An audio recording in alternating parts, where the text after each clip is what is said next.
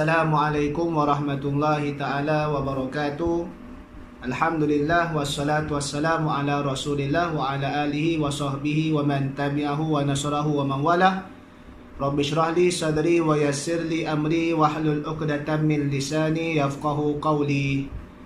Tazkirah khas siri yang ke-10 sempena dengan tempoh Perintah Kawalan Pergerakan bermula 18 Mac 2020. InsyaAllah kali ini kita akan membicarakan berkenaan dengan bantulah orang lain yang dalam kesempitan dan kesusahan. Sahabat-sahabat kenalan yang dirahmati oleh Allah Subhanahu wa taala, tidak dapat dinafikan dan tidak ada siapa yang mampu menafikan tempoh perintah kawalan pergerakan ini apabila khususnya dilanjutkan lagi selepas 14 April. Ia juga memberikan kesan implikasi kepada kewangan, terutamanya kepada mereka yang bekerja sendiri di sektor swasta, sektor pelancongan, perhotelan, peniaga-peniaga kecil dan lain-lain lagi secara umumnya. Walau bagaimanapun, tempoh PKP, Perintah Kawalan Pergerakan ini adalah menjadi keutamaan kerana nak memastikan keselamatan nyawa yang lebih perlu diutamakan, apatah lagi negara kita telah mencatat 23 orang ataupun lebih 23 orang kes kematian dan sudah lebih 2,000 kes. Maka ia adalah sebagai satu pencegahan dalam memutuskan rantaian COVID-19. Dalam masa yang sama, dalam krisis wabak COVID-19 ini juga ada kesan sampingan yang terpaksa kita sama-sama berganding bahu, bekerjasama memikirkan, iaitulah berkenaan dengan implikasi negatif yang terkesan kepada kewangan keluarga, individu dan mereka yang terlibat dengan sektor-sektor yang terjejas ekonominya itu. Maka dalam hal ini, sebagaimana yang kita tahu, kita berusaha menjaga dan mencukupkan bekalan diri dan keluarga kita, namun dalam masa yang sama kita cuba membantu mereka yang ada kesempitan dalam kewangan. Dan sebagaimana kita mahu diri kita dan keluarga kita cukupkan bekalan, begitu jugalah kita dengan orang lain, terutamanya kalangan orang Islam, kita mesti juga memastikan berusaha membantu kecukupan bekalan mereka. Nabi SAW bersabda, la yu'minu ahadukum hatta yuhibba li akhihi ma yuhibbu li nafsihi. Tak sempurna keimanan seseorang kamu sehinggalah ia mengasihi dirinya sebagaimana dia mengasihi saudaranya sebagaimana dia mengasihi akan dirinya. Maka bagi mereka yang ada kelebihan kewangan, ada kemampuan yang lebih, maka usahakanlah sedikit supaya kita memastikan ahli keluarga kita yang terdekat, jiran-jiran kita, masyarakat sekeliling kita khususnya, serta umumnya mereka yang susah ini, untuk sama-sama kita membantu mereka. Tidak mampu banyak, sedikit, mudah-mudahan dengan terkumpulnya sedikit seorang demi sedikit, kita boleh meringankan bebanan mereka tadi itu. Mungkin kita tak mampu nak selesaikan masalah mereka atau mencukupkan sepenuhnya, paling tidak kita boleh meringankan diri mereka. Kerana itu adalah sebagai satu amalan yang dipuji di dalam Islam, yang disukai oleh Allah, kerana dengan sumbangan tadi itu kita menggembirakan hati mereka yang dalam keadaan kesempitan dan juga kesusahan. Dalam satu hadis, ahabbul amal ilallah ba'dal faridah idkhalus surur ala qalbi muslimin, atau kama qala Rasulullah sallallahu alaihi wasallam, amalan yang paling disukai oleh Allah selepas perkara-perkara fardu adalah kita memasukkan kegembiraan ke dalam hati seorang muslim ataupun orang yang lain. Maka itu adalah satu amalan yang mulia. Di samping kita menjaga diri dan keluarga kita, tapi dalam masa yang sama kita juga memikirkan nasib rakyat atau orang lain, saudara kita yang lain, supaya sama-sama kita nak selamat dan dalam keadaan kita nak memastikan kecukupan bekalan kita ini sama-sama kita boleh mendapat dalam keadaan yang baik. Kerana sememangnya situasi sebuah negara yang terbaik, kurniaan daripada Allah, dia selamat daripada kelaparan dan dia selamat daripada sebarang ancaman yang menakutkan.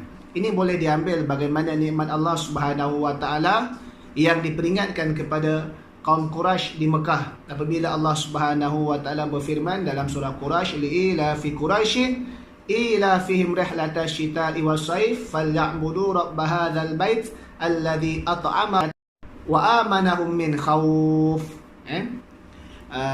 Telah menjadi kebiasaan orang Quraisy keluar berdagang pada musim sejuk maupun musim panas. Maka sembahlah Tuhan yang menjaga rumah ini, iaitu Kaabah, yang Tuhan itu memberikan makan daripada kelaparan, memberi makan kepada kamu daripada kelaparan, dan menyelamatkan kamu, memberikan keamanan daripada ancaman ketakutan. Maka bab ancaman ketakutan, bab kelaparan ni adalah perkara asas dalam kehidupan manusia di sebuah negara yang sangat kritikal. Sebab itulah kita berada dalam keadaan wabak COVID ini pun memberikan ancaman. Sebab itu kita berusaha negara mengeluarkan tempoh PKP, Perintah Kawalan Pergerakan, supaya nak aman, supaya nak selamat, nak mencegah ini.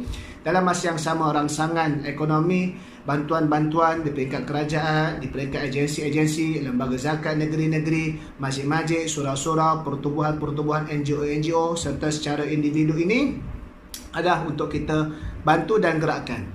Sebab itu selain daripada siapa yang ada kelebihan, yang ada kekuatan lebih untuk bantu, maka kita sumbangkan sedikit. Bagi mereka yang mengedarkan bantuan itu, minta sangat-sangat dalam tempoh PKP ini, bukan keluar secara beramai-ramai nak berseronok-seronok. Kita mesti mengikut SOP yang dibenarkan. Pastikan dalam keadaan memakai topeng muka, pastikan dalam keadaan kita masih lagi menjaga jarak sosial. Tak perlulah nak rasmi sangat, nak buat ucapan ada jamuan. Yang penting sumbangan tu sampai. Amanah yang diberikan oleh orang kepada kita untuk kita uruskan, kita sampaikan kepada mereka yang layak dan sewajarnya. Yang keduanya, bagi mereka yang tak ada kemampuan, mungkin mereka pun cukup-cukup sekadar, maka kalau ada sebarang maklumat, informasi berkenaan dengan bantuan kebajikan daripada mana-mana agensi, mana-mana pihak, lembaga zakat ataupun mana-mana institusi yang membuka permohonan sumbangan tadi itu, link dia, informasi dia, tolong kita sebarkan kepada orang ramai.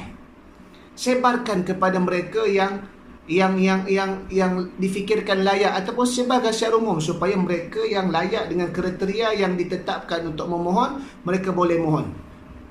Contoh, Lembaga Zakat Selangor dah lancarkan bantuan COVID-19 untuk peniaga-peniaga kecil, untuk mereka yang terputus punca pendapatan rezeki mereka. Maka kita sebarkan. Kita mungkin tak mampu nak beri, tapi agensi ini ada kekuatan, dengan pengurusan dan dana yang telah mereka usahakan sebelum daripada ini menjadi amanah kepada mereka. Maka dibukanya permohonan, kita tolong sebarkan informasi tersebut. Tolong kalau kita ada kenal anak-anak yatim, ibu tunggal, keluarga yang susah, asnaf-asnaf dan sebagainya, mungkin mereka ada yang tak ada internet. Apatah lagi zaman sekarang ni kemudahan banyak menerusi internet. Ada kalangan mereka yang tak ada internet.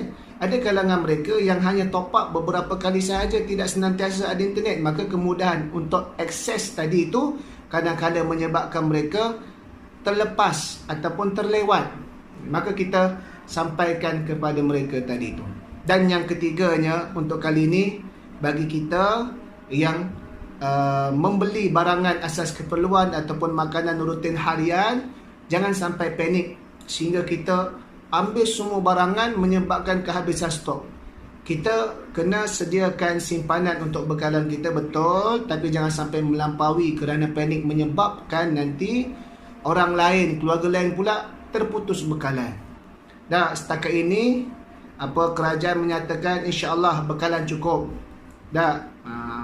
Jadi kita sebagai rakyat, kita usaha, tapi jangan melampaui. Kita belilah untuk sekadarnya, untuk bekalan. Jangan beli untuk 6 bulan terus.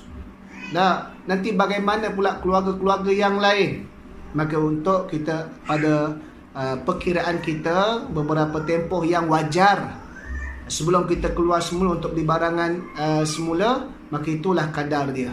Maka mudah-mudahan dalam keadaan PKP ini dan wabak, sempena wabak, krisis wabak coronavirus ini, kita sama-sama menjaga diri kita, menjaga keluarga kita, menjaga masyarakat kita. Kita bantu negara, kita bantu mereka yang sedang berada di barisan hadapan bertarung menangani wabak COVID ini. Dan dalam masa yang sama, jangan lupa kita terus berdoa kepada Allah Subhanahu Wa Taala, kerana Allah Subhanahu Wa Taala memiliki sifatnya yang agung, Ar-Razzaq, Al-Wahhab. Dia mengurniakan rezeki, Dia yang Maha Pemberi. segala-galanya. Mudah-mudahan Allah Subhanahu wa taala mempermudahkan urusan kita, melenyapkan wabak dan juga musibah ini daripada negara kita dan seluruh negara yang lain. Mudah-mudahan insya-Allah. Assalamualaikum warahmatullahi taala wabarakatuh. Jangan lupa subscribe YouTube Zuhaili Saiman.